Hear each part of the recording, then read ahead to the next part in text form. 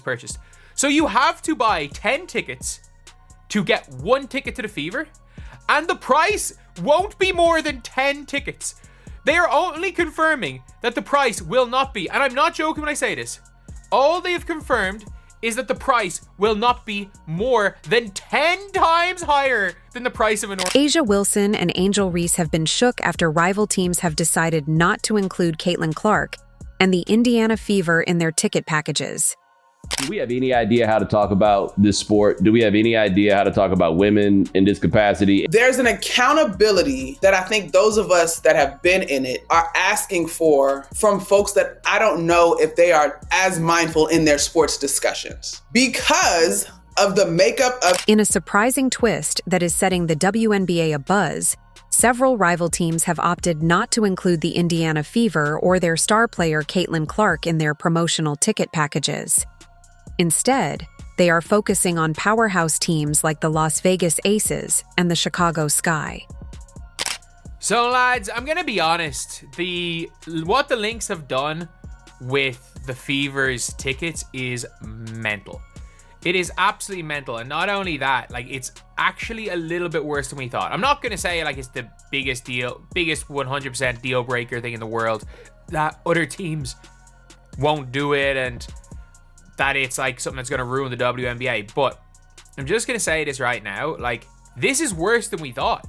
This unexpected move speaks volumes about the evolving dynamics of the league and sheds light on who the true stars might be.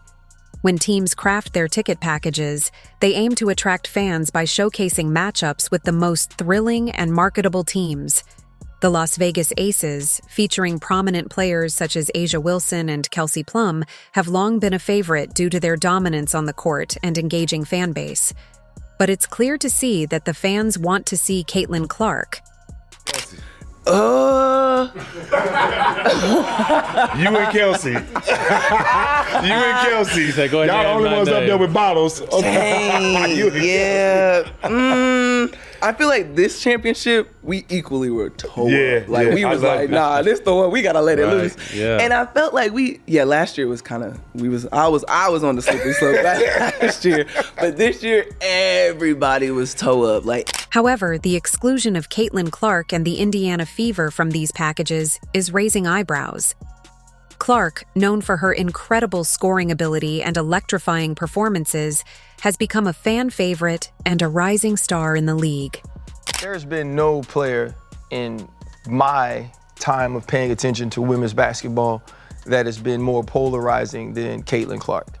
She was named Time's 2024 Athlete of the Year, which I think is well deserved for what she did in the college game and then bringing it to the WNBA. Her exclusion suggests a narrative shift that might not be immediately apparent to the casual observer, but is incredibly telling for those closely following the WNBA. The decision not to include Clark in the Fever could be interpreted in several ways. For some, it might reflect the broader perception of the Fever's current competitive standing. Despite Clark's brilliance, the team's overall performance has not been as strong as some of the league's top contenders. Fans often gravitate towards games where they anticipate high stakes and competitive matchups, which might influence these packaging decisions. On the other hand, this move could unintentionally highlight Clark's star power. By excluding her from these high-profile packages, rival teams might underestimate her growing influence and appeal. Caitlyn Clark has been a sensation since her college days, known for her deep three-pointers, court vision, and ability to take over games single-handedly. The Minnesota Lynx revealed their season ticket package, and one team seemed to be left off the list. One team seemed to be exonerated from being part of a package deal. One team, and that team in particular, the Indiana Fever. Folks, let's take a look at this season package right here. You got the Lake package, you got the Aurora package, and if you pay attention closely, you can see the Wings, the Sparks, the Sun, the Mercury, the Liberty. Shoot, you can even see the Chicago Sky. You can see every team part of these season ticket packages except for the Indiana Fever, because That is the hottest ticket in the game, the hottest ticket in the WNBA, the hottest ticket in women's sports. However, it also sets the stage for Clark to emerge as the league's true star, building her brand and fan, following through organic growth and undeniable talent rather than manufactured hype. Moreover, this scenario presents a compelling narrative. Caitlyn Clark, the overlooked dynamo, gradually cementing her status as the real star of the WNBA. As she continues to showcase her skills and drive her team forward, the narrative could shift, compelling teams to reconsider their ticket package strategies in the future. Essentially, Caitlyn Clark and the Indiana Fever's current omission from these promotional packages may enhance rather than lessen her star power. It creates a compelling plot in which Clark's performances might end up being the primary factor driving fan demand for Indiana Fever tickets, ultimately compelling other teams to acknowledge her influence. It will be interesting to watch how this choice develops during the season and whether it unintentionally helps Caitlyn Clark reach even higher WNBA heights. I like Caitlyn Clark. I'm going to say that before I start sounding like a fucking super hater, because I wasn't even having this tone even a week or two ago. Because I've been big, like Caitlyn Clark's a flamethrower. She does remind me of like a Steph Curry type. She's very, very dynamic. She's great for the game. I'm glad that her popularity is growing the game in the way that it is. And I think most of this is not her fault. A'ja Wilson, one of the most prominent figures in the WNBA, recently made headlines by setting her speaking fees $10,000 higher than those of Caitlyn Clark.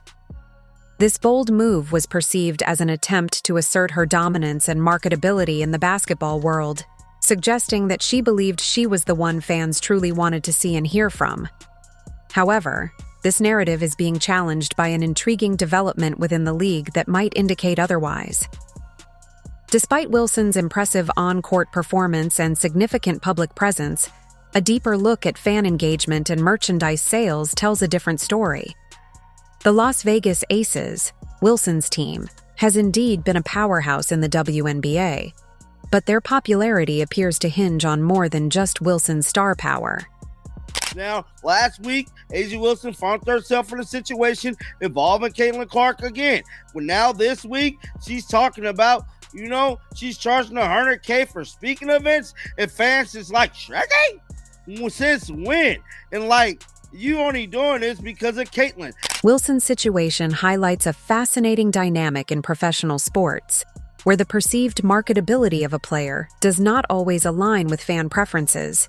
Her attempt to position herself as the primary draw for fans through higher speaking fees contrasts sharply with the actual sales figures and fan engagement metrics that suggest a more nuanced reality. It's a reminder that the relationship between athletes and their audiences is complex and multifaceted. Moreover, this scenario also speaks volumes about the shifting dynamics within the WNBA and the sports industry. It underscores the importance of team cohesion and the role of every player, not just the superstars, in shaping the fan experience. The sale of Kate Martin's jerseys, despite her not being the most visible player on the court, reflects the broader appeal of the team and the emotional connections fans form with different players for various reasons. I feel really grateful to be in the position I'm in, and I honestly did not expect to have any fans when I came here. I had no expectations in that sort of way, and I think fans liked that. I don't know. I don't really get it, honestly. If I'm being honest, at the end of the day, I don't get it, but I feel super grateful for it. And so it gives me a little bit of confidence. It makes me feel good when I hear the fans cheer for me when I'm checking in. So I really appreciate. While A'ja Wilson's talents and contributions to the WNBA are undeniable, the narrative surrounding her marketability and fan appeal might need reconsideration. The recent trends in jersey sales and fan engagement indicate that the WNBA's appeal extends beyond its top stars to include diverse players who each bring unique elements to the game and the fan experience. This shift in fan dynamics suggests that the league's future may rely on embracing and promoting the collective efforts of all its players, rather than focusing solely on a select few. In the ever-evolving world of the WNBA, the importance of certain players extends far beyond their on-court performance. One such player making waves is Caitlyn Clark, whose impact on the league has reached a level that rivals acknowledge as crucial. As the Indiana Fever games gain traction, it's becoming increasingly evident that Caitlyn Clark is the true star of the show. Her impact on and off the court has resulted in what is now often known as the Caitlyn Clark effect. The importance of Indiana Fever games, particularly while Caitlyn Clark is playing, has become clear to other teams. Fans from all around the country come to watch these games because of the tremendous increase in enthusiasm and viewership. This increase in attention isn't just a coincidence. Clark's captivating play and personality are the main causes. She is a must-watch player and a key character in the league's story because of her unmatched ability to enthrall viewers and elevate the game.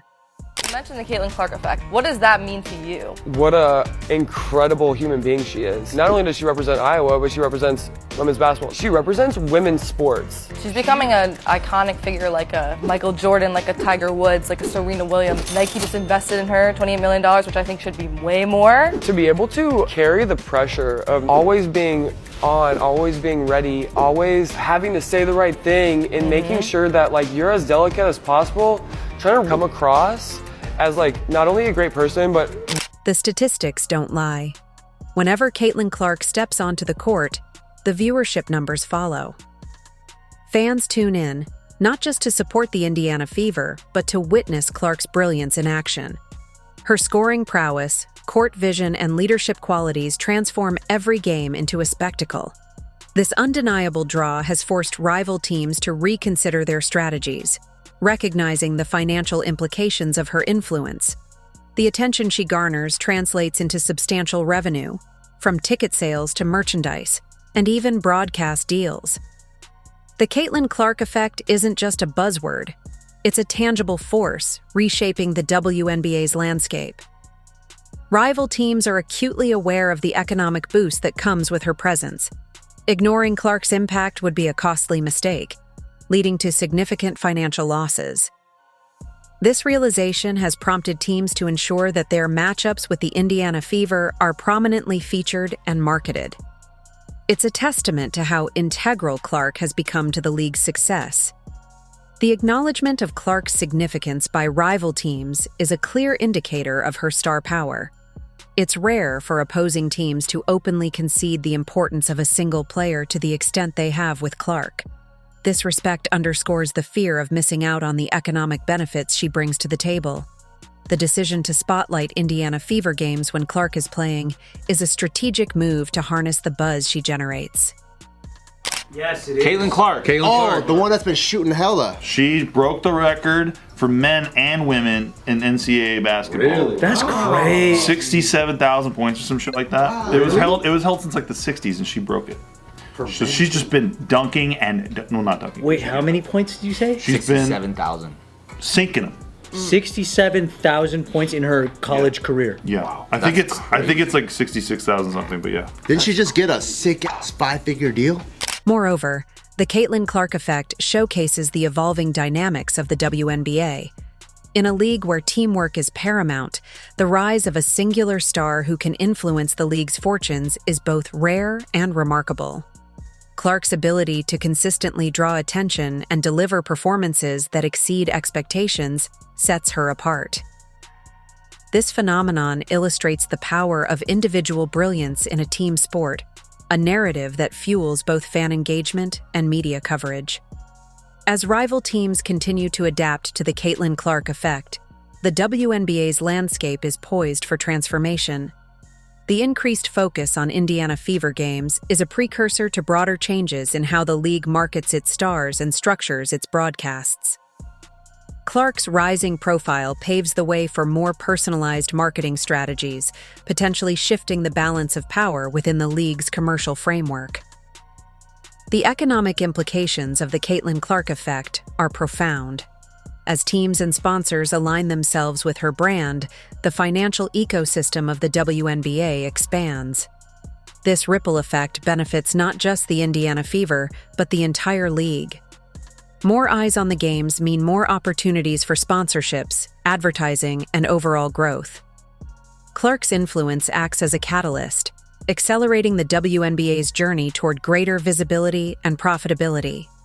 Last night, we read Time magazine where Caitlyn Clark was named Athlete of the Year. Why couldn't they have put the whole WNBA on that cover and said, the WNBA is the league of the year because of all the talent that we have? Because when you just keep singling out one player, it creates hard feelings. And so now you're starting to hear stories of racism within the WNBA, and I don't want to hear that. Okay, so Time Magazine did one time give Athlete of the Year to a team, and it was to the US women's soccer team when they won the World Cup. It was pretty fun, pretty cool, very out of the box, but a lot of people think it was kind of weird that a team won Athlete of the Year, and they didn't do it again. Additionally, the Caitlyn Clark effect is a powerful testament to her influence on the WNBA. Rival teams' recognition of her importance highlights the economic and cultural shift she brings to the league. By drawing unprecedented attention to Indiana Fever games, Clark has positioned herself as the central figure in the WNBA's narrative. Her impact is not just felt in the box score, but in the league's broader business and marketing strategies. As the WNBA continues to evolve, Caitlyn Clark's star will undoubtedly continue to rise, shaping the future of the league and inspiring the next generation of basketball fans. So, who really are the unsung heroes in the WNBA? Please drop your comment down below. If you enjoyed, leave a like and subscribe. More videos are on screen now.